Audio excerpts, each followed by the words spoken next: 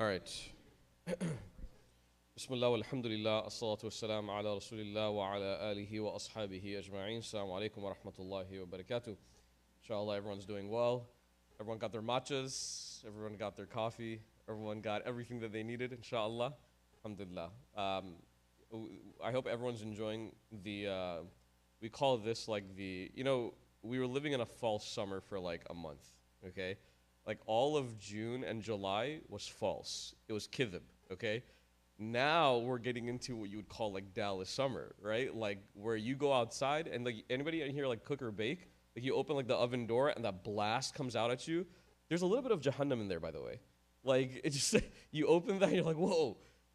We're getting into that now. So like everybody who's like, oh yeah, Dallas isn't so bad, it's fine, right? Like mid 90s, low 90s, we're good, alhamdulillah, and all of a sudden like bam, you're hit with that like 102 heat index. But inshallah we'll make it through, alhamdulillah. All right, so we're gonna inshallah continue today's session. I wanted to keep it extremely very like visionary. Why? Because I wanted it to be something where of all the different things that we could kind of share about the life of this one particular individual, I wanted to keep it to one particular theme and one particular segment of his story. So last week we were going through the incredible resilience and strength and courage of Maryam bint Imran, the mother of Prophet Isa alayhi salam, and her courage and her istiqamah, her steadfastness, and her unapologetic nature in the face of a lot of gossip in her own community. And how Allah told her that, I don't want you to fight your battle and argue back with people and tell people that you're not this person that they're accusing you to be of. Let Allah handle that for you. And Allah subhanahu wa ta'ala gave Maryam alayhi salam the miracle of her own son, Prophet Isa, Jesus alayhi salam, who spoke from the cradle literally to defend his mother, right? And the theme that we were kind of discussing last week was this idea that if a person is super focused and super reliant upon Allah subhanahu wa ta'ala, فَتَوَكَّلَ عَلَى اللَّهِ فَهُوَ حَسْبُهُ, right? Allah will be enough for them. Allah will be sufficient for them. And Allah will take care of them when it matters, right? When you remember somebody through your life, through and through, in moments where you need them, and even in moments where you may not need them, that person will be there for you at the first strike of calamity. That person will be there for you when it matters the most. And so when Allah subhanahu wa ta'ala was there for Maryam, she was there her entire life for Allah. Allah was there for her when she needed him, right? And that was the beautiful theme of her entire narrative. Now we turn our attention to a very particular story, and a particular story within stories that Allah subhanahu wa ta'ala, he calls نَحْنُ نَقُصُّ عَلَيْكَ أَحْسَنَ الْقَصَصِ. He says that we're going to reveal to you the most beautiful of all of the beautiful stories, okay? أَحْسَنَ الْقَصَصِ. It's going to be the best story you've ever heard in your life. And that entire story is none other than the story of one Yusuf alayhi salam. And Yusuf alayhi salam, by the way, I mean, there are so many things to say about him, but Prophet Yusuf alayhi salam is literally single-handedly the prophet that Allah Azza wa Jal gave the honor of having his entire story in one particular chapter. There's no other prophet, by the way, in our religion that has had that honor in their life, where Allah took their entire story and he put it into one singular chapter. And we find from start to finish the entire narrative of Prophet Yusuf alayhi salam, from the start of his life until towards the latter half and towards the later stages of his life. And so when Prophet Yusuf alayhi salam, he kind of went through the initial stages. We all know the famous moments in his life where his brothers were jealous of him and they basically took him and they kind of disposed of him. They threw him into a well. And from that moment in his life, these people kind of picked him up and they sold him into slavery. Instead of being a slave, he was in fact bought by these two wealthy individuals in the land of Egypt. And one was this woman and one was this man. They were a married couple, and they basically kind of raised Yusuf alayhi salam as one of their own, all right?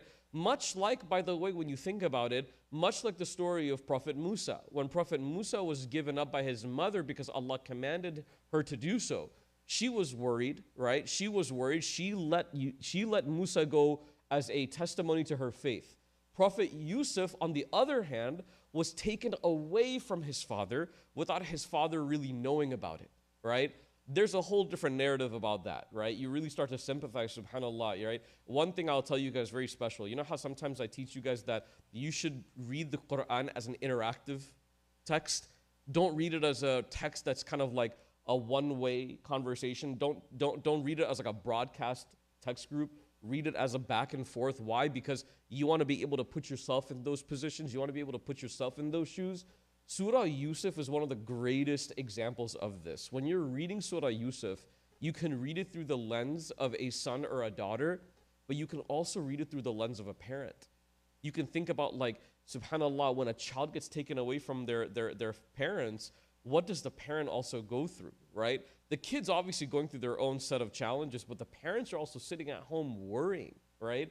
And sometimes sitting at home and not being able to do something about something that you're worried about is, in fact, just as torturous, right?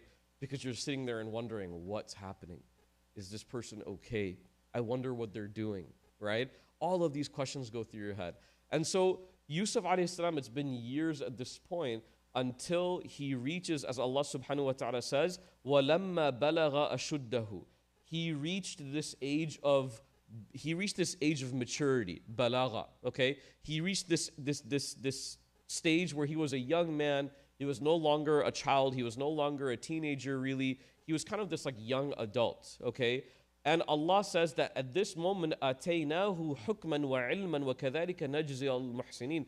And we gave him knowledge and wisdom, and we reward those who do good. So he's basically saying that Yusuf is established at this point. Now, we get into the kind of crux of what we're going to talk about today, which is this particular line, and then followed up by another line in just a few verses. Allah here, he says that the woman that he essentially was raised by, right? The woman who essentially adopted this young man, this young child, he grew up under her purview. And Allah says, وَرَوَادَتْهُ الَّتِي هُوَ فِي بَيْتِهَا عَنْ نَفْسِهِ. That one day she kind of couldn't hold her own self back, and she realized that he was a mature man. And she says, I have this kind of desire for him. And she is starting to feel this kind of temptation towards Yusuf alayhi salam on a more kind of physical and human level. Now, I'll tell you guys something very interesting here. When it comes to exercising desires, right? Especially when it comes to like physical desires, shahwat, right? I know Islam plays a very pivotal role when it comes to that particular topic, especially in the life of a young Muslim, because that's the stage where you're going through this type of kind of interest in your life, and you're possibly on the cusp of being able to get married and all these different things. And there's all these kind of rules and guidelines and structures and processes that you have to follow. And a person has to ask, why so many? Why so many rules? Why so many guidelines? And the reality of that entire topic is that there are no guidelines for the sole purpose of making your life miserable. That's one thing we have to establish, okay? Religion is not there to provide roadblocks. Rather, religion is there to relieve pain and suffering. يُرِيدُكُمُ اللَّهُ الْيُسْرَ. Allah wants for you ease. وَلَا يُرِيدُكُمُ الْعُسْرَ. And He does not want for you difficulty. If Allah wants for you ease and doesn't want for you difficulty, then every command that God's going to give you and me is always going to fall underneath that threshold, which is I have to assume of whatever rule this is, Allah's trying to make my life easier. Allah's trying to make my time easier. Allah's trying to make my life less complicated. That's what we have to have, the thought of Allah. Because if we think the opposite, which is the easy narrative of, man, like religion's difficult, there are rules to make my life miserable, these are rules to get, basically kind of like wall me away from my happiness. Well, that's not true. You're misunderstanding. In fact, some things that we do to achieve happiness really kind of like ties down our own misery. We make decisions quickly, impulsively, compulsively, and we end up suffering in the long run because we thought that that would achieve happiness for us. And then we realize sooner rather than later, wow, that was a really terrible decision that I just made. I should have done something different. So when it comes to this particular topic of controlling one's desires, by the way, is never something that is, the desire that you have is not haram. The desire, I'll repeat it again, the desire that you have is not haram. It's the exercising of that desire. The exercising of that desire, the way that you exercise it could be impermissible. Does a spouse not have desire for their spouse? Of course they do, right? A husband and a wife should love each other on a romantic level, on a physical attraction level. The Prophet ﷺ, he used to teach his companions that when a husband and a wife are loving towards one another and even to the point of intimate towards one another, it's a rewardable situation. And the Sahaba, they used to say, Rasulullah, how? Like that's just like I thought that was like a carnal desire. How's that rewardable? That's just like something that, it's like eating, right? Like when I get hungry, I eat. When I get thirsty, I drink water, right? Like all these things are normal. How is that rewardable? And the Prophet ﷺ, he would say, well, isn't the opposite of this something that's sinful? He would say, well, isn't the opposite of this something that's sinful? Isn't the exercising of the desire out of the folds of that, out of permissibility, isn't that sinful? And so the companions, they all understood at that moment that the desire is not what's impermissible, it's how you exercise it. Sometimes your intention is clean, but your follow-through is terrible, right? So this woman, it says here, وَرَوَادَتْهُ الَّتِي هُوَ فِي بَيْتِهَا عَنْ نَفْسِهِ. So she saw Yusuf for the first time and she was like, wow. Like, you know what I'm saying? Like, good-looking guy, right? Good-looking kid. And I'll tell you, subhanAllah, I'll tell you why desires are so difficult, such a difficult animal to control, is because sometimes your desire, if not controlled, will triumph over all other faculties you have in your mind. Like your logic, your spirituality, your compass, your moral compass of right and wrong. Desires can triumph over all of it if not taken care of properly. If you just go after whatever makes you feel good, if you just go after whatever makes you happy or whatever fulfills a desire, logic, deen, right, wrong, all of that will go out the window. That's how strong of a force desire is. And this is why ulama have written about this. Shahwat, if it's not controlled, it will end up destroying you. It will end up destroying you. Any sort of desire, because that desire can become addiction. And that addiction becomes something that renders a person to not even be able to recognize themselves in the mirror anymore. Because now they just act on like this animalistic nature. And they no longer have the ability to pause and stop and think about what they're doing. So that ability to stop and think about what you're doing is a beautiful trait, by the way.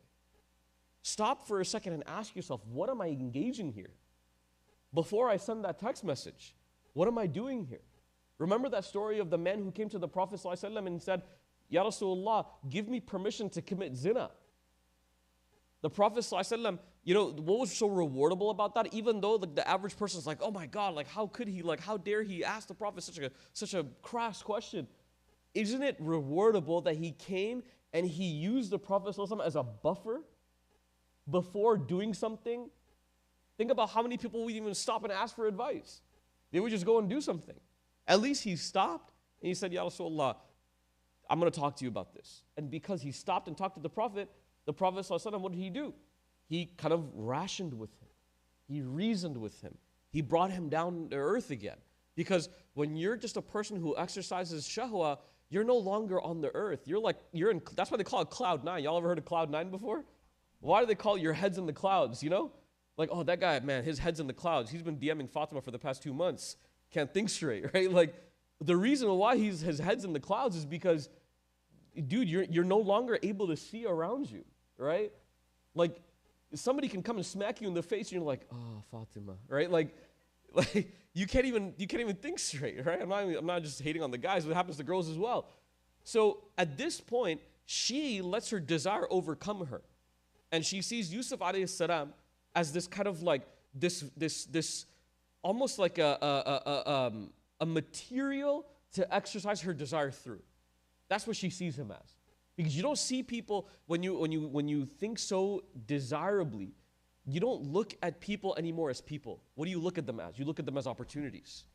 You start seeing them as like, oh, okay, you know what? This is a mechanism through which I can fulfill happiness. I can fulfill my boredom, right? That's why I always tell people, subhanAllah, and we're going to get into this. I'm sure we're going to get into this during the Q&A today. But a lot of people, they say, like, should I get married young because I have this trouble lowering my gaze? And I tell them, stop. For a second, stop. Think about what you're saying here. Shouldn't I get married because I have trouble lowering my gaze? You are using that potential spouse as a mechanism to try and stop something like lowering your gaze. It's not going to happen. In fact, you're not pulling this poor girl into the situation. It's not good. You can't use that person as that mechanism. It's an act of worship. Marriage is an act of worship. It makes Allah subhanahu wa ta'ala happy. Don't think that all your problems are going to go away because you're now married. That's not the case, okay? So she has this desire for him. And it says here, وَغَلَّقَتِ الْأَبْوَابِ وَقَالَتْ هَيْتَ لَكَ. She closed the doors, bolted the doors. The scholars, they say, غَلَّقَتِ الْأَبْوَابِ, there were like multiple doors that she shut. Abwab is the plural of bab. So she didn't just shut one door. It says, وَغَلَّقَتِ الْأَبْوَابِ. She shut multiple doors. What does that mean? It was calculated. It was calculated. She put together a setting in which her and Yusuf would be alone. She closed all the doors. She made sure all the locks were locked. She made sure that they were private, they were alone. And kind of word to the wise here as we pause for another kind of lesson, a lot of times when it comes to, desire, the conversation of shahwa, it's never going to be like a one-stop shop action. It's always going to be things that lead you up to something. And the role of a believer is to be able to stop themselves on the journey to that big mistake. Like there are multiple moments, right? Like, and I'll give you another example. Like a lot of things happen before a big mistake takes place. There's an initial text message. Then there's a phone call. Then there's a FaceTime call. Then there's like a texting and calling all day. Then there's like a meetup in person. Like there's like 7 steps, by the way. And for a person who has Allah in mind, they don't just bypass all those small little hurdles and they're like, yeah, that's not that big of a deal until they get to that big one at the end. They're able to stop themselves because they're able to assess all the small little speed bumps along the way. So she locks all of these doors. غَلَّقَتِ الْأَبْوَابِ وَقَالَتْ هَيْتَ لَكَ. And she calls him to her. And هَيْتَ لَكَ, by the way, means that like she essentially offered herself to him. She offered herself to him. She said, I'm here, you're here, we're alone. And this is where, subhanAllah, it's so crucial to play a very pivotal role of taqwa in your life, which is that I'm never really alone. If I ever feel alone to the point where I'm tempted to commit a sin, there has to be a moment where I jog myself back to reality and tell myself that Allah is right here, right? Like I have to be able to believe that. فَإِن لَمْ تَكُنْ تَرَاهُ فَإِنَّهُ يَرَاكَ. Even though I can't see Allah, I have to believe and have conviction that He can see me. And I have to be able to play that in my life. I can never think that, oh, you know what, like no one's around me, people are gone, house is empty, whatever, no one's checking my phone. Like I can't play myself like that. I have to be able to tell myself, I have to be my own greatest warner, that I'm not really alone here. And so at this moment, Yusuf, he understands the situation and the gravity of the situation, and he says, قَالَ مَعَاذَ اللَّهِ إِنَّهُ رَبِّي أَحْسَنَ مَثْوَى إِنَّهُ لَا يُفْلِحُ الظَّالِمُونَ. He says to this woman, he says, God forbid, قَالَ مَعَاذَ اللَّهِ. The phrase ma'adh Allah, by the way, it doesn't mean like, oh God, it means like, oh my God, Allah help me. So his initial reaction is like, Allah help me in this situation. Before I do anything, I'm going to call out to Allah and be like, oh my God, Allah help me. Help me here. I'm in trouble. I need to turn to Allah before I trust in my own self. I'm going to turn to Allah before I trust in my own faculties. قَالَ مَعَاذَ اللَّهِ. Innahu Rabbi ahsana mathwa. My master has been good to me. By the way, Rabbi in this particular verse doesn't mean Allah, it means her husband. Because they used to call, like, back in the time, they used to call masters and owners Rabb. Because they used to call, like, these people that used to own things, right? Even, by the way, even in modern day, like, Arab countries, they'll call, for example, like landlord, they'll call him like Rabbud Dar, right? Like the landlord, because it's like a person who owns the land. You know what I'm saying? So it's not like a weird shirky situation here. You're like, well, why is he calling that guy, Allah? He's not calling him Allah. He's calling him the master of the house. And so he says, Innahu Rabbi ahsana mathwa. My master has been good to me, meaning your husband's been good to me. And he says, Innahu la yuflihu dhalimun. Allah will never allow people who do things that are wrong to ever succeed in the end. Like, it'll feel good for a minute, but then you'll get caught. It'll feel good for a period of time, and then you'll get caught. You're never going to be successful in the long term, okay? And by the way, he's saying this in privacy. He's saying this in privacy with her and him. And by the way, I want you to think about, like, the social context of this. This woman, she clearly did her homework to make sure that this was private. This is never going to get out, right? It's like when you go to a Coldplay concert, right? You never think it's going to get out, and then the internet comes alive. MashaAllah. It's like, wallahi, it's the coming of the day of judgment, man. I'm telling you right now, man. It's like the world can unite over anything else. It united over some crazy situation of a Coldplay concert. Wallahi al-adim. We're actually nuts. We're cooked. But you think about it, right? You think that you've kind of taken means to kind of make things this and make things that and cover your tracks and all that. And then, subhanAllah, truth comes out, right? Truth will always come out. This is the nature of truth. Truth is impossible to keep away because it is so natural, you don't have to work at it. Truth is not something that you have to work for. Truth is just there. Like soul food happens on Thursday nights from 7 to 8.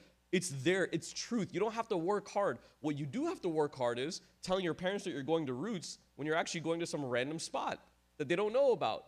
And your parents are like, well, like, who are you going with? And now you got to make up some random friend that you never had. And then you got to make up the name of a random other person. Then you got to cover your tracks and buy something that's fake. And like, you got to make up a lot of, like, it's hard work to lie. Lying is difficult. Truth telling is actually much more natural and easy for the insan. So Yusuf is telling her, قَالَ مَعَذَ اللَّهِ. Think about Allah. By the way, you should always, I'll tell you guys something very beautiful between the lines here. Look at the process here. He doesn't explain to her, my master has been good to me and all that stuff. Well, the first thing he says is, مَعَذَ اللَّهِ. God forbid. That's what he says first. He doesn't appeal to logic first. He appeals to Allah first. So don't think that your first line of defense has to be your own logic. Because sometimes logic, I'll tell you guys, logic sometimes you can override it. Y'all ever like logic yourself into something really dumb? Right? Like, it's really not that bad. If you think about it, staying in school for 8 years is actually really good. More experience, right? Multiple degrees. It's fine, right? Like you start, you're like, like, mashallah, like you're ChatGPT before ChatGPT 4.0 came out. You can reason your way into anything, okay? You can logic your way into a terrible decision. But I'll tell you what, when you appeal to Allah, Allah will always keep you grounded, okay? And there's a phenomenal hadith of the Prophet ﷺ where he teaches us about a man who, subhanAllah, had this desire for a woman, and she was in a state of need, like in terms of her life, both, financially and emotionally and, socially, whatever else that she was going through. And she literally, like the situation was that they agreed to essentially kind of, have a relationship out of wedlock, out of being wedded. They decided to have a relationship because of her state of need, and this man was going to take advantage of her. And in the moment before he was about to exercise his desire, she said, ittaqillah. Literally, before the act of impermissibility, she said to this man, ittaqillah. Be fearful of Allah. Be afraid of Allah. And the hadith mentions that when that man, he heard that phrase, he stopped whatever he was about to do. Calling out to Allah, I'm telling you guys, sometimes like when we hear these like elementary pieces of advice of like when you get mad, say, A'udhu billahi minash shaitanir rajim, or before you start eating, say, Bismillah. When something good happens, say, Alhamdulillah, say, Shukrulillah, be grateful to Allah. These are not just random run-of-the-mill elementary lessons here. calling out to Allah will save you from a lot of things in your life. Like if you ever have a moment of weakness, just sit there, and even if you can't remember the phrase, just keep on repeating Allah's name. Keep on repeating Allah's name. If you have a moment of weakness in your life and you feel like you're tempted to do something that's not so good, just sit there and just say Allah, Allah, Allah, Allah. The name of Allah will begin to pacify the heart away from anything that is harmful for it. And it will bring it back to its natural state, which is fitrah. And that natural state never wants to displease God. It wants to please God. It is the overriding mechanism that we have of our own nafs and desire that basically coerces us to get away from Allah. But when the tongue is able to remember Allah and say, oh Allah, oh Allah, oh Allah, protect me. I'll tell you what, there's a moment in which you will come back to who you really are as a person. And that's who you really are. Those moments of temptation, that's not you. That's like the part of you that Allah kind of gave you to test you to see. Can you overcome that? You are not your desires. You are not your sins. You are not the temptation. That's not who you are. You're not identified by that, by the way. Your identity is an abd of Allah subhanahu wa ta'ala. You are a servant of God. And a servant of God will never be identified by their sins. The servant of God will always be identified as Allah's worshiper. That's what you are, deep down. You just have to find it sometimes. And at this moment, literally, after he explains to her, it says, وَلَقَدْ هَمَّتْ بِهِ وَهَمَّ بِهَا لَوْلَا أَنْ رَأَى بُرْحَانَ رَبِّهِ. She certainly desired for him, وَهَمَّ بِهَا لَوْلَا أَنْ رَأَى بُرْحَانَ رَبِّهِ. She certainly desired him, and he would have desired her, لَوْلَا أَنْ رَأَى بُرْحَانَ رَبِّهِ, unless Allah gave him a sign. What was the sign? I'll paint you guys a picture here. After he kind of called out to Allah in the situation where he was private with her, and then he told her, no, your husband's a good man, and he's been good to me, and he's been good to you, and you're never going to get away with this. It says here that he saw a sign from God. And the burhan could have been one of many things. The ulama, they say it could have been like a particular vision that Allah gave him.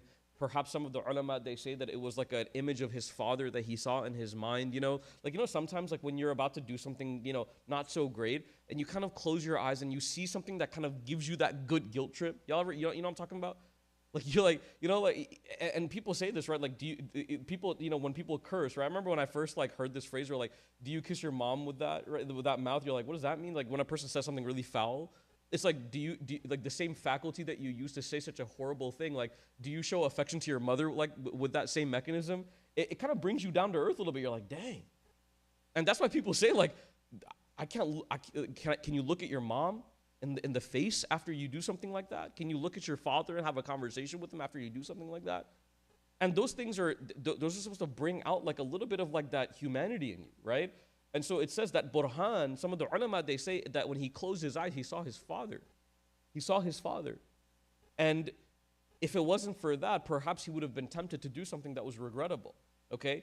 And then after he saw that, it literally says here, subhanallah, كَذَلِكَ نَصْرِفْ عَنْهُ السُّوءَ وَالْفَحْشَاءَ إِنَّهُ مِنْ عِبَادِنَا الْمُخْلَصِينَ, that he would have succumbed to her, and he closes and he saw this evidence from Allah, and he says, we did this in order to keep evil away from him, and he was one of our protected and chosen servants. And it literally says here, وَاسْتَبَقَ الْبَابِ وَقَدَّتْ قَمِيسَهُ مِنْ ذُبُرِ, right? That literally they raced to the door, and the rest of the story we understand, and we don't have time to go through it, but the rest of the story is that literally like he bolted towards that door. He ran towards that door, and she grabbed him from behind and ripped his shirt because she was afraid that he was going to get out and the word was going to get out, and he was going to basically tell people that she was trying to do this indecent thing with me, so she was afraid of that. Long story short, from this particular few ayat, what ends up happening is her husband finds out about this, and he says, well, let's see if his shirt is ripped from the front or the back, it will decide his innocence. If the shirt is ripped from the front, that means he's guilty. Why? Because it proves that she was trying to get away from him. But if his shirt is ripped from the back, what does it mean? That she was the one that was trying to hold him back, and he was trying to get away from her. So the truth came out. Yusuf alayhi salam was cleared at this moment in his life. But I want you to think about one thing. At this moment, He was cleared from his guilt and labeled as innocent from a moment of private strength. Okay? This was a private moment. Now, check this out, and this is what I wanted to get to today. Fast forward to a public setting. All right? Sometimes things are private and sometimes things are public. All right? Sometimes people really do well in public settings, and we don't do so well in private settings. And this is why, subhanAllah, Allah subhanahu wa ta'ala hides our sins. I'll be very real with you guys, right? There are a lot of things that people know us by. MashaAllah, Muhammad's a good kid, right? Like, Aisha, she's a good person, good people, right? Alhamdulillah, I don't know anything except good of that person, okay? But then you have this kind of guilty thought in the back of your mind. You're like, man, if that person really knew me deep down, I don't know if they would say those same things. This is why, by the way, anyone know the dua of Abu Bakr as-Siddiq radiallahu an? There was a dua that Abu Bakr as-Siddiq used to say constantly, where he would say, "Oh Allah, allow me to be better than what they think of me." It's a powerful line. "Oh Allah, allow me to be better than what they think of me." Because a lot of people have good thoughts of us, but some of us don't deserve those good thoughts. Truly, honestly.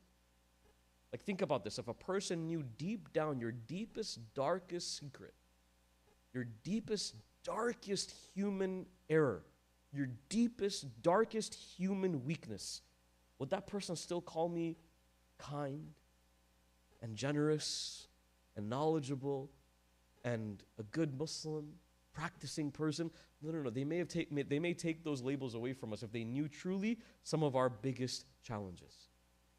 But that's not the case. Why? Because Allah protected us from it. Allah protected us from it. Allah protected some of our sins being publicized to the public eye. And there's wisdom behind that. And this is why, in accordance to social Islamic law, a person is not allowed to expose other sins that Allah has kept private. Especially if that sin is done privately and only to themselves. Now, of course, if there's a situation where it's like an interpersonal sin, the person's harming somebody else, there's other conversations there. But if a person's struggling internally with something privately and they're ashamed of it and they're working on it, Allah has hidden it from the eyes of other people. It is not permissible by any means for a random person to go to somebody else and say, hey, that person is this and that person is that. Not okay. Because imagine if Allah were to expose you and your own. Think about how that would make you feel and how that would make you look to the public eye. So Yusuf presents the best version of himself in privacy. When it was just him and the wife of the Aziz, her name was Zulaykha. When it was just him and Zulaykha, he gave the best version of himself. He was the same in private as he, inshallah, would be in public. So now the public setting takes place. The women of the city began to talk. وَقَالَ نِسْوَةٌ فِي الْمَدِينَةِ. Right? This is this chatter. Y'all, subhanAllah, it's so funny. We think that we live in like 2025 and like, wow, we're so like futuristic and so far removed from the stories of the Quran. I'm telling you guys, some of the social norms are literally the same. Some of the social norms are literally the same. Some big event happens, one random person hears about it, and now all of a sudden people are retweeting it, right? Making memes about it, right? Like making videos about it, reposting it on TikTok. Like things happen, right? Like, jokes aside, do you think that like that CEO that went to that concert last week ever thought in his wildest imagination that this guy would be the face of like unfaithfulness in the world? Isn't that insane? Just think about that. Whatever his like response was, he's like also shamed to like whatever for like making a private moment public. You're like, Allahu Akbar, man. This guy is wallahi, man. May Allah guide this man to Islam. He needs it. So it's so interesting, right? Some of the social norms are very similar. You'll find them like timeline. It spans through time, right? So these women, Niswatul Medina, they start hearing about the story of Yusuf and the wife of the Aziz and how he denied her and all these different things, and people are getting together and drinking matcha and talking about it, right? They're like, did you hear about her? And they're like taking sips and like all that stuff, right? They're getting together. Their book club reading is about this stuff now, right? Like all this stuff is happening. And at this moment, she gets bothered by it. And so it says, فَلَمَّا سَمِعَتْ بِمَكْرِهِنَّ, when she heard about like their malicious gossip, she brings all of them together. She brings all of them together. It says, she arsilat ilayhinna, she calls for them and she prepares a banquet for them. And she gives each of them a knife. And she kind of like, is asking them to help, like cut the food and prep the food and all that stuff. And, the social context is that she may know some of them and they may be people that she's familiar with in a social setting. And so what happens here, she says to Yusuf, وَقَالَتِ اخْرُجْ عَلَيْهِنَّ. She calls Yusuf alayhi salam into the banquet hall where all these women are. Because she has this idea. She's like, you know what, like, they're going to talk stuff about me. Let's see how they handle him. Let's see how they deal with it, right? So she calls Yusuf alayhi salam in. And by the way, I'm going to be very kind of like candid here. The Mufassirin, they don't say that like, oh, it was like a simple call in and like, that's all there was. It mentions that she literally like called him and then told him to go away. Called him, told him to go away. Called him in, told him to go away. What does that mean? It means like multiple attempts to kind of like get them to look at him. Like literally think about how like very malicious this intention was, right? Like she was trying to get them to fall into the same trap that she fell into. And so she made it a plan, okay? That's why they keep calling it in the Quran, makr. The word makr means like a plan, like a devised plan. So she calls Yusuf in and she goes, okay, we don't need you anymore, go away. Calls him in, okay, you're good now, go away. And she keeps on doing this, okay?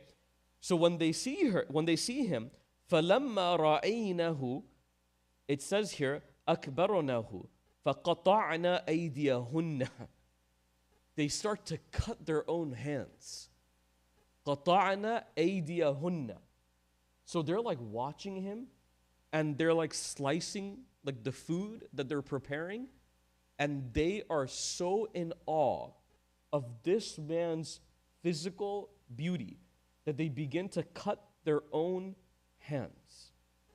And they don't even realize it, okay? And this, by the way, people are like, what? Like, I never met that type of situation in my life. Well, yeah, hopefully, inshallah, you haven't, okay?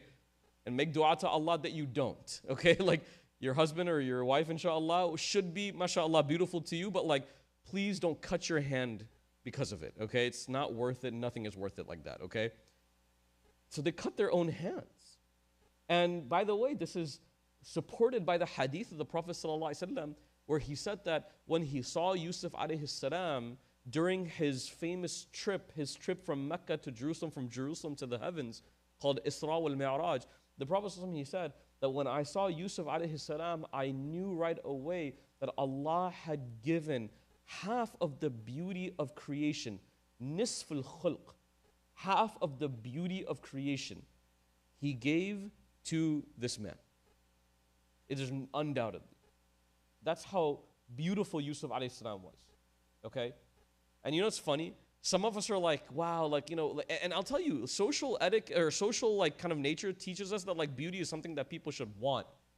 Beauty is like to be aspired for. Beauty is like a plus point for you in your life. I'll tell you something interesting here. Beauty was the reason that Yusuf got into every situation he got into in his life. Perhaps if he was not beautiful, he would not have had some of these challenges.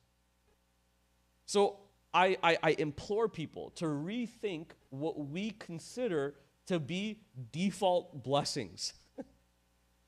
Right? You're like, man, like if I was just good looking, bro, like all my problems would go away. I would have been married 2 years ago. Like, if I had money, like all my problems would go away. No, that's not true. That's not true. Those things don't mean that you're going to be living a life of no issues. Yusuf's issues stemmed from his own beauty. That was the mechanism through which Allah tested him. So when he walks in, وَقَطَعْنَا أَيْدِيَهُنَّ وَقُلْنَا حَاشَ لِلَّهِ مَا هَذَا بَشَرًا إِنْ هَذَا إِلَّا مَلَكٌ كَرِيمٌ. They literally say, they're in awe. They go, هَذَا بَشَرٌ. They say, oh my God, this is a man? This is a man, مَا هَذَا بَشَرٌ. This can't be a human being. In هذا إلا ملك كريم. This guy's an angel. You're tricking us. This is Jibril, isn't it? Right? Like they're literally they're tripping. They're going nuts. They're going crazy. They see Yusuf alayhi salam and they're like, Ma hadha bashar. There's no way this is a human being. No way. They're cutting their hands because of it. Okay? And at this moment, قالت فذلكن الذي, and she says, she says, lumtunnani fihi. This is the reason that you blame me for. So her mission was accomplished. She's like, look at your hands, they're bleeding. So you talked all this mess about me, now look at you. This is what looking at him one time did to you. And she says, it's true. I tried to seduce him. وَلَقَدْ رَاوَدَتْتُهُ. I tried to seduce him عَنْ نَفْسِهِ, but he remained chaste. He remained moral. He remained steadfast. But she says here, what I command now, she goes, if he doesn't do what I ask him to do now, وَلَئِن لَمْ يَفْعَلْ مَا أَمُرُهُ. She says, if he doesn't do what I command him to do now, then I'm going to degrade him. I'm going to ruin him. Now, this is the public moment. Okay? This is the public moment. So Yusuf passed the private test. Now he's faced with the public test. And he says this. Now, this is the one that we're going to highlight here, inshallah. It says here, subhanallah, his dua that he made. And I'm going to bold this, and I'm going to try to maximize the font here for all of us to be able to read. He says to Allah, قال رب السجن أحب إلي مما يدعونني. He says, oh Allah, make prison more preferred to me over what they call me to do. Oh Allah, allow السجن أحب إلي. Make prison more beloved to me. Then مما يدعونني. Than what they call me to. In this moment of public facing temptation, Yusuf goes, yeah, she's threatening me. Make that threat better for me than whatever she wants from me. Okay? And he says, he follows this up and he says, وَإِلَّا تَصْرِفْ عَنِّي كَيْدَهُنَّ أَصْبُ إِلَيْهِنَّ وَأَكُنْ مِنَ الْجَاهِلِينَ. He says, if you do not protect me from their treachery, I would yield to them and do wrong. So again, he calls to Allah. He calls to Allah. He goes, oh Allah, help me. Different setting this time though. This time it's a public moment. But still in this public moment, he goes, oh Allah, help me here. I'm going to share something with you guys that's very powerful in this entire story. The main theme of this segment of his life is that if you triumph over the shaitani whispers privately, publicly Allah will allow you to triumph over your challenges with a breeze.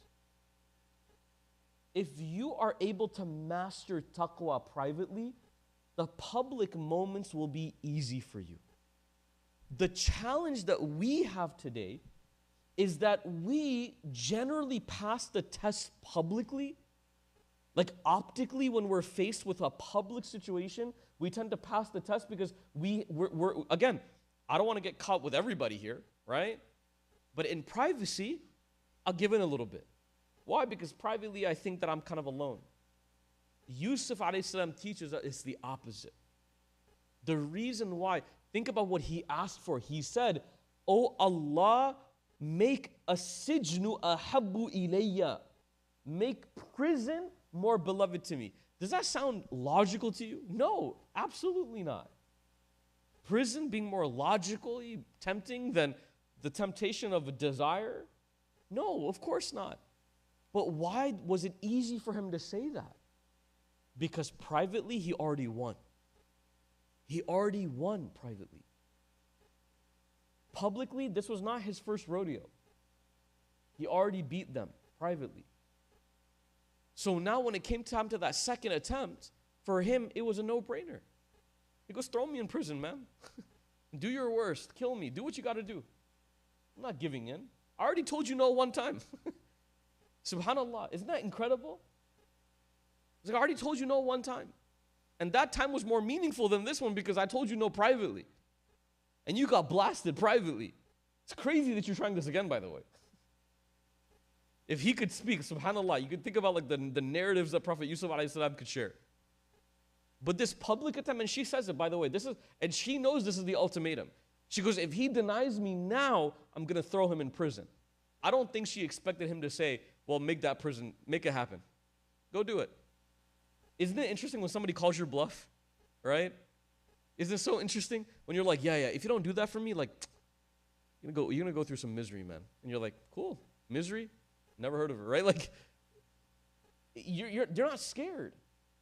They're not scared of it. Look at all the prophets of Allah. They weren't scared of public humiliation. Why? Because privately they were so good with Allah. So the reason why our situations are different is because we work the other way, which is not the right way. We work the other way, where we're like so concerned about our public perception that privacy, our matters privately are like tertiary to us. And this is why, like, subhanAllah, if I could crowdsource everybody, like most of us would be like, yeah, publicly I'm cool. But privately is where I struggle. The prophets of Allah, alayhim salam, I guarantee you, they would probably be the opposite. They would say, yeah, publicly everybody probably hates me. Publicly, people probably have different opinions about me. But privately, I'm so happy with Allah. That is what we want to focus on for ourselves. And I'll tell you something, subhanAllah, it teaches you a lot about like your hopes and your desires, right? Like if your hopes and your desires are constantly at the mercy of public perception and never at the perception of Allah first, you will never be happy in your life. Because public perception is fickle. It changes. Y'all ever met people who think one way about you one day and like 1 week they think about you completely differently because one thing they heard, like they didn't fact check with you, they didn't do their research, nothing. They just think differently about you now because they heard it from one person. That's how fickle public perception is, right? And if we put all of our hopes and our happiness and our emotional stability on the way that people look at us, you'll never ever achieve contentment in your life because it's never going to be rooted in something that's foundationally strong. But when a person roots their happiness and their contentment with what Allah thinks of them, you could have a line of people out the door who have 40 billion opinions of who I am, but I'll go home happy as can be because I know when I go back to Allah, Allah knows that I'm who I am. That is what private deen, that private istiqamah with God does to a person. And no one can take that away from you.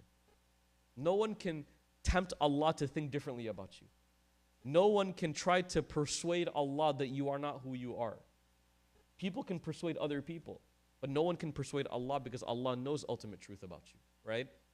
So Prophet Yusuf's story, it teaches us this phenomenal principle of working in the right direction. Work privately first, and then Allah will allow your public affairs to kind of really settle themselves. But if you're constantly thinking about public affairs, the opposite will be very difficult to do. And shaitan is very cunning. Shaitan will tempt you and he will tell you and he will whisper to you that, hey, listen, like, why does it matter what you do privately? Everyone knows you to be a good person. It's okay.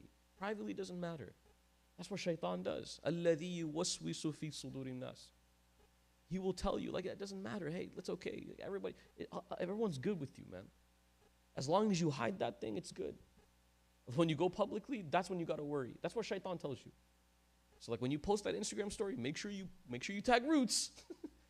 Make sure you tag Qalam. Make sure you tag Yasser Qadi, right? Like make sure people know that you're hanging with the crew. But when you're private, don't worry about that stuff. It's okay, right? This is, wallah, I'm telling you guys, it's like an internal way of decaying the heart. Your heart decays from within. And what's so scary about decaying from within is because from the outside, what does it look like? It looks good, right? Like a plant that starts decaying from underneath the soil and the roots, the leaves may still be green for a period of time. The fruits may still be blossoming for a period of time. But you truly know from the inside you're struggling, you're suffering. And on the other hand, a plant that's beautifully rooted and it's strong, right? You ever seen those plants that like kind of quote unquote die in the wintertime, but like spring comes and mashallah, beautiful? Those plants aren't really dead. Y'all know that, right? Like those plants aren't really dead. They're just dormant for a period of time. But from the outside, a person passes by, like, wow, that tree's dead. But the roots are so strong. It's alive. The roots are alive. The people who pass by it, they would make assumptions about that tree. It's dead. It's not beautiful. It's gone. It's not true. The roots are strong, and that's what a believer strives to be like, inshallah. Okay? So we'll pause with that, inshallah, for today. And we'll open up a little bit of Q&A for us, inshallah ta'ala. Okay? So we got about 15 minutes or so, 10 to 15 minutes. We'll open up for some Q&A, inshallah. I know that today's session was a little bit heavier, but inshallah ta'ala, hopefully it starts to kind of, give us some food for thought and some reflections for ourselves, inshallah. So I'll let everybody go ahead and scan the QR code on the screen, and then inshallah we'll be able to answer these questions together, inshallah ta'ala.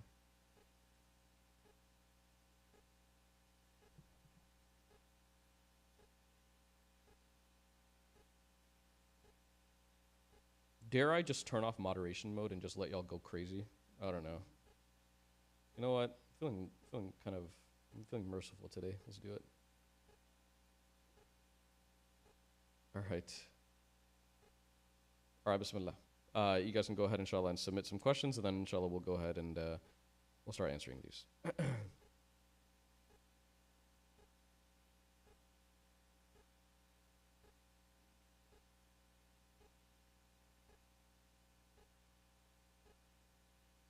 Yeah, you should be able to just scan the QR code, and it'll just take you straight to the question.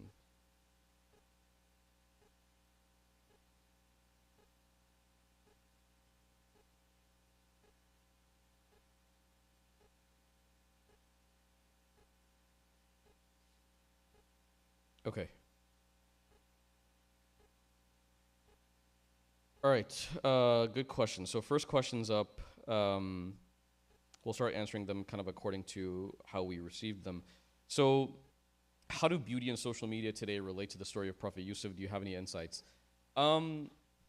Yeah, so according to like our standards and our kind of, social context, social media really kind of plays a very interesting role. I think we're kind of, inshallah, I think we live in a woke enough culture now where we're kind of like getting away from like that very surface level, shallow beauty aspiration, hopefully, inshallah, right? I know it always exists because, again, I always say to people, there are certain things in the dunya that will never ever cease to be a problem, okay?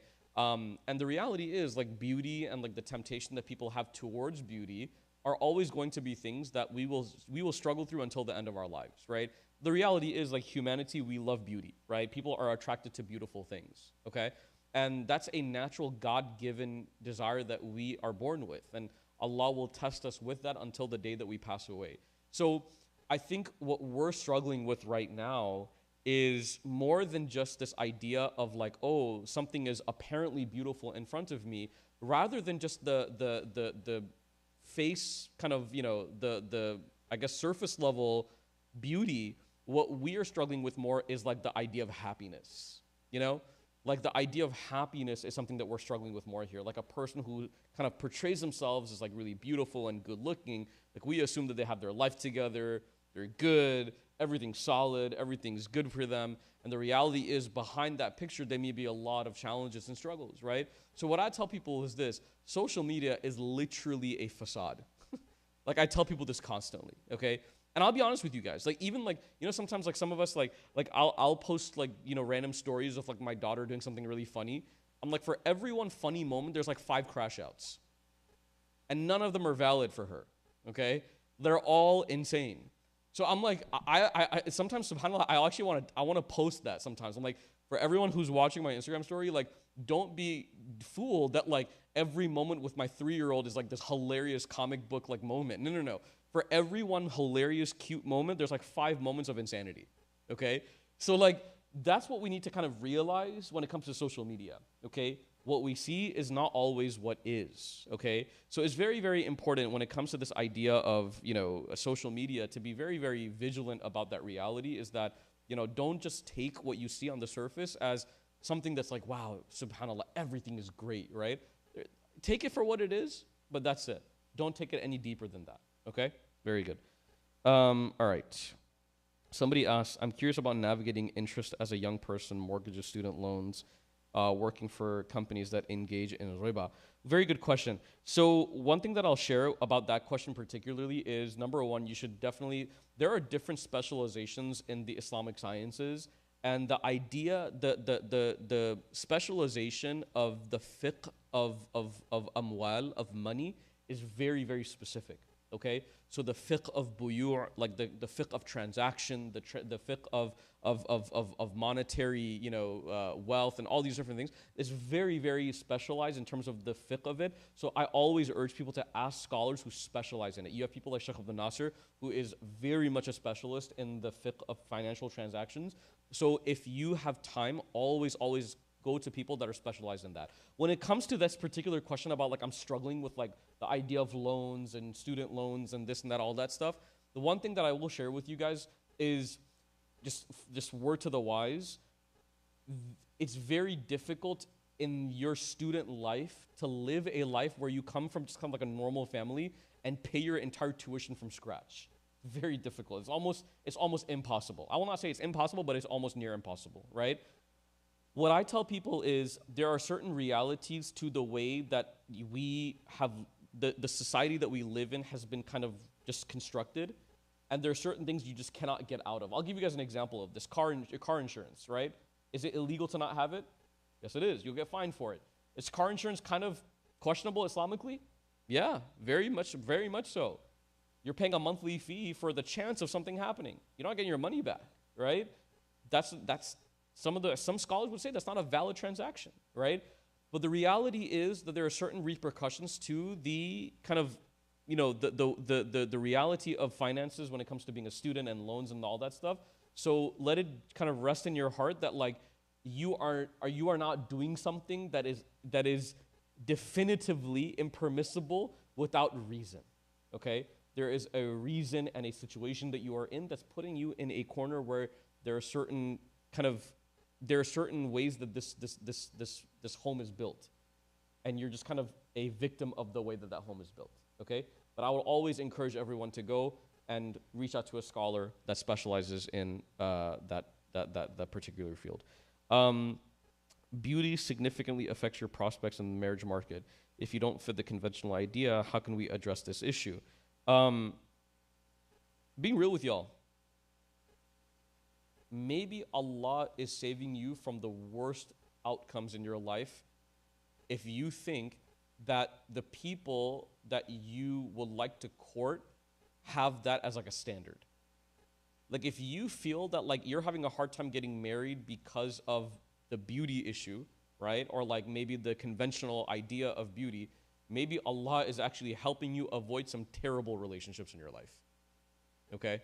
The reality is whoever you get married to will be beautiful to you, and it will grow as time goes on, right? And beauty, take it from a person who, alhamdulillah, have been married for a while now, beauty only grows through your experience of that person, through life. There's a certain level of beauty that they have when you first meet them. There's a certain level of beauty that they have when you marry them. There's a certain level of beauty that you have when you both become parents together.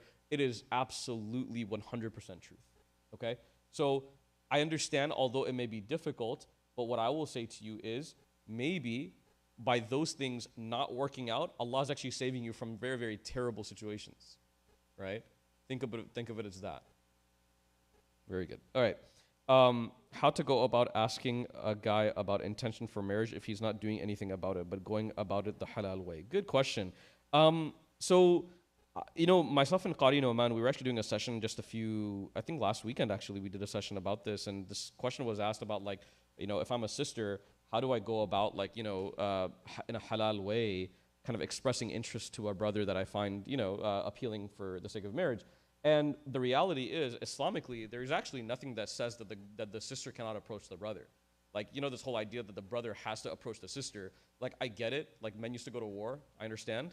I agree with you, right, to a certain degree. But at the same time, I do think it is a little bit, it's a little bit problematic when we have this expectation on our head that if a person's not approaching me, then that person's not for me. Okay? Maybe Allah has written that person to be the person for you. But maybe that person has a level of shyness. And you're like, ew, that's icky. Like, no, wallahi, you're going to benefit from it, inshallah. Okay? But perhaps, and this is why, and if you think about that, and if you think about it in that light, maybe perhaps Khadija and the Prophet would have never gotten married. Because she's the one that initiated it, actually. She's the one that actually asked one of her other employees to go and ask him if he's interested in marriage. And he, mashallah, obviously we know the story that he complied. After his conversation with his uncle Abu Talib, he agreed to the marriage. And that marriage was literally the epitome of what it means to be a beautiful husband and a beautiful wife. Okay?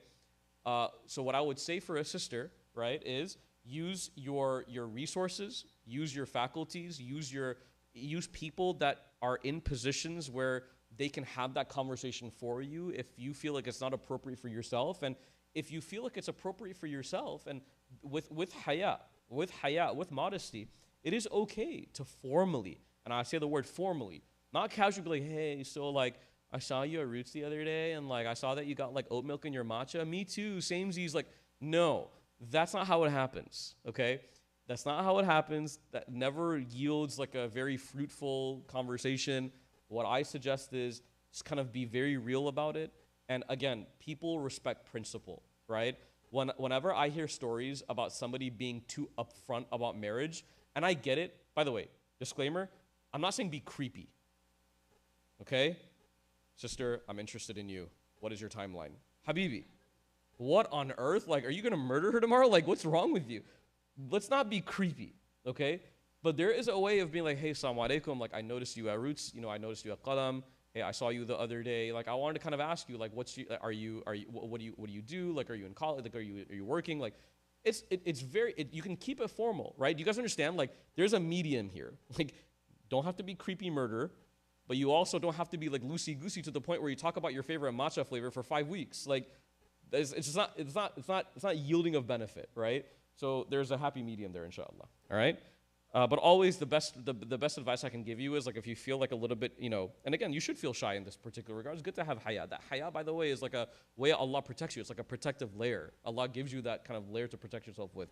And if you feel that shame and that haya, always good to have like a third party. Always good. Always good. Never a bad decision.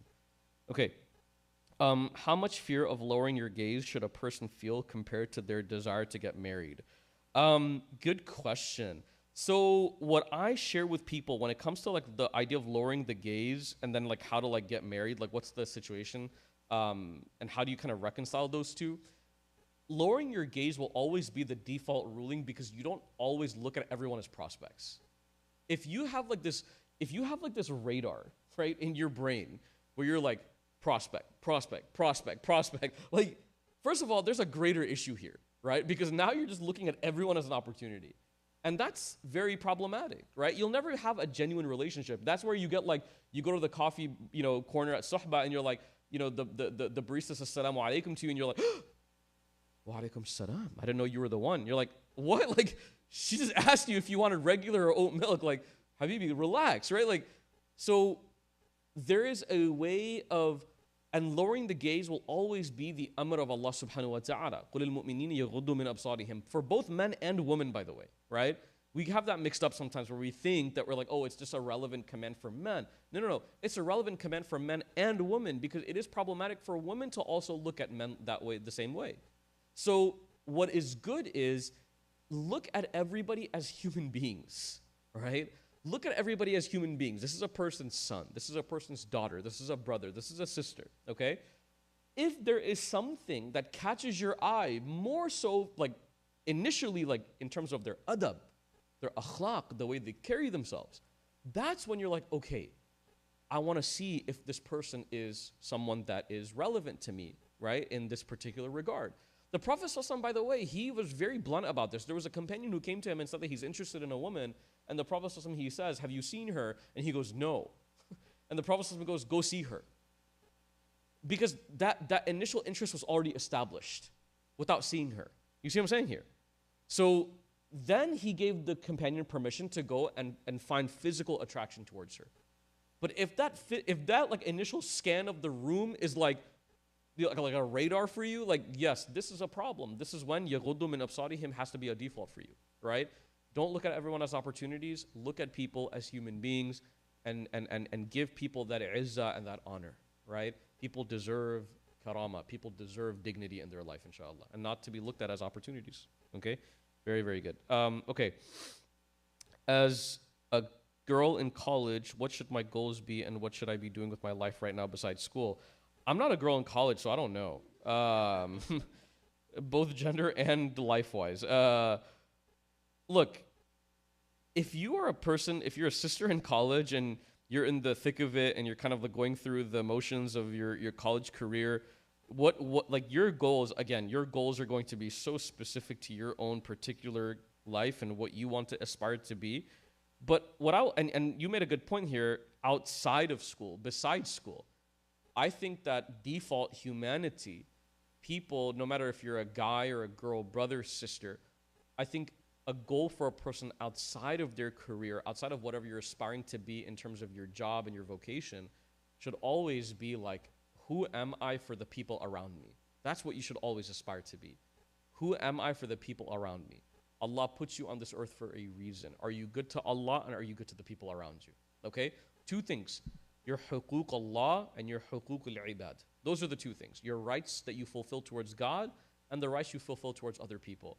You know, I'll be honest with you guys. Y'all gonna level with me here and you're gonna appreciate this.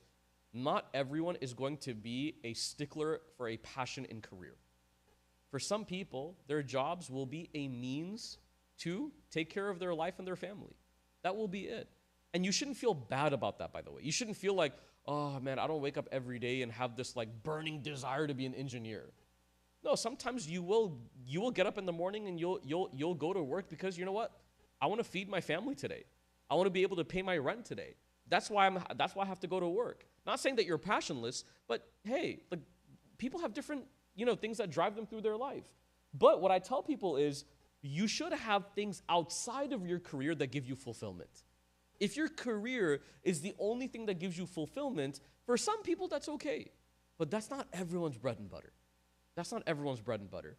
You should have something in your life that gives you some sort of peace and tranquility that doesn't have to do with only your job. You know those people that can only talk to you about like one thing? That when you meet up with them, they only talk about one thing? Like, have a repertoire, right? Don't just be a one-lane type of human being. Like, be a balanced person. Allah Ta'ala, He mentions that in the Quran, right? That we've created the humanity, the reality of human beings, ummatan wasata, right?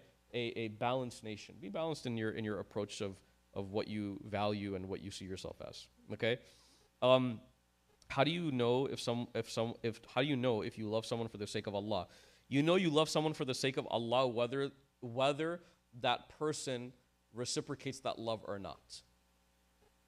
You love someone for the sake of Allah whether that person gives you that reciprocity or not. Okay? Because if you love a person for the sake of Allah, what you're saying is that you love them for more than what they give you. Okay? You love them because you are attributing that the foundation of my love for you is because Allah put you in my life. For a reason. Right? I love the Prophet ﷺ for the sake of Allah. I've never met the Prophet of Allah. Inshallah, in the hereafter, I want to say Ameen. But in this life, we haven't met the Prophet ﷺ. So you love the Prophet ﷺ for the sake of Allah. You should love your friends for the sake of Allah. Why? Because if you only love your friends for your own sake, that means that they are a victim to your wants and needs. And the minute that they don't fulfill your wants and needs, you don't care about them anymore. All right? So loving someone for the sake of Allah is the ultimate form of muhabba. Right? Very, very good. We'll do one more, inshallah, because Salah is coming up very shortly. How do I deal with the guilt of being on a spiritual high for a few days, then losing it next day, ending up not even praying at all? So regulate that. Regulate your fara'id. Make sure that you're not neglecting your fard.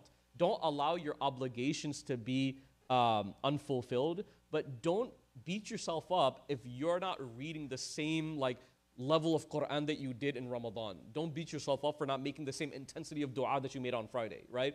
There's a reason why the Prophet fasted on Mondays and Thursdays. There's a reason why Jum'ah is on Friday. You're supposed to have those feelings on those certain days, right? As long as you take care of your obligations, don't beat yourself up for your supergatories. Does that make sense to everybody, inshallah? Okay, very good. We'll pause there, inshallah. We'll continue on next week. Subhanakallahumma wa bihamdik wa nashhadu an la ilaha illa ant. Nastaghfiruka wa natubu ilayk. Jazakumullah khairan, everybody. Make sure everybody, guys, time is winding down for the college